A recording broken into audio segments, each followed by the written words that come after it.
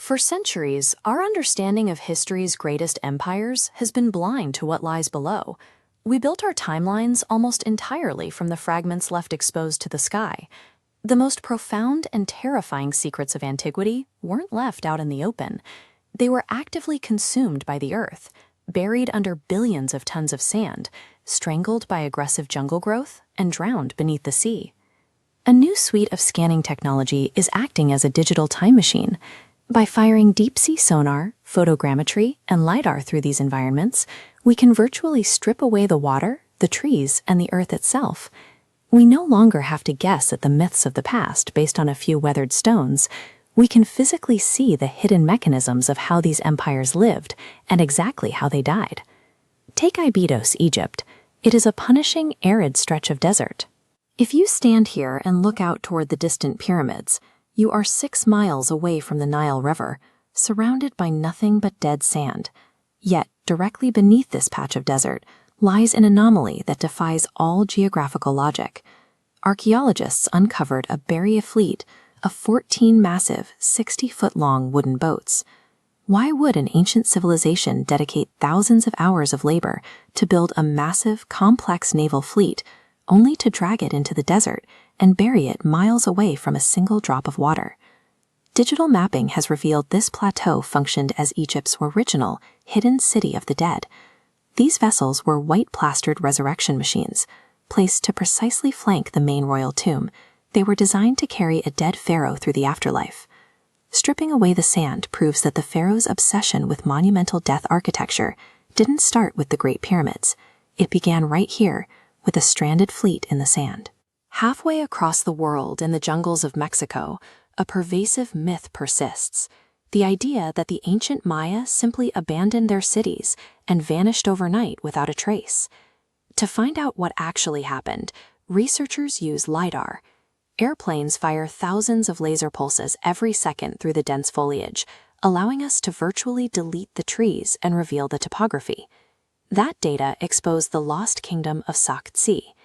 The scans reveal an immense urban scale and complex water routing systems, detailing how the society attempted to engineer its way through prolonged, crushing droughts. When those reservoirs dried up and their infrastructure failed to hold back the climate crisis, the Maya were pushed to the brink. They retreated deep into submerged cave systems known as cenotes to perform dark, desperate rituals. Modern divers exploring the bottom of these pitch-black caverns have recovered the physical evidence, human skulls exhibiting deliberate, fatal blunt force trauma. The Maya suffered a slow, violent collapse, turning to extreme human sacrifice as a final plea to the rain gods. In the Mediterranean Sea, the ruins of Baiae lie completely submerged in the Bay of Naples. 2,000 years ago, this was the ultimate party town of the Roman Empire. It was a hub of extreme extravagance and debauchery, heavily populated with lavish coastal villas. The entire resort was powered by a natural network of geothermal hot springs that fed the city's massive bath complexes. The highly active volcanic system heating their luxury baths also contained massive magma chambers.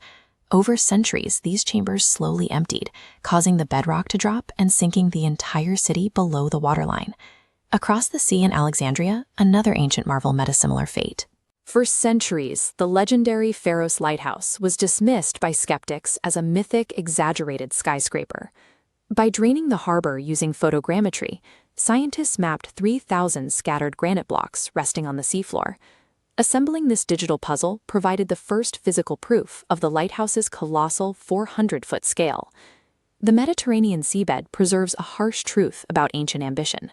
Their most luxurious cities and towering architectural wonders were effortlessly erased by the shifting earth beneath them. Draining these elemental barriers reveals a different reality.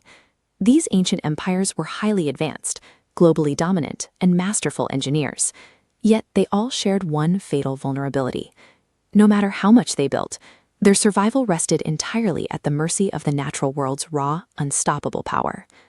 We look back with a certain technological arrogance, assuming we are immune to the forces that buried them. But modern society sits on the exact same volatile planet, facing the same elemental threats.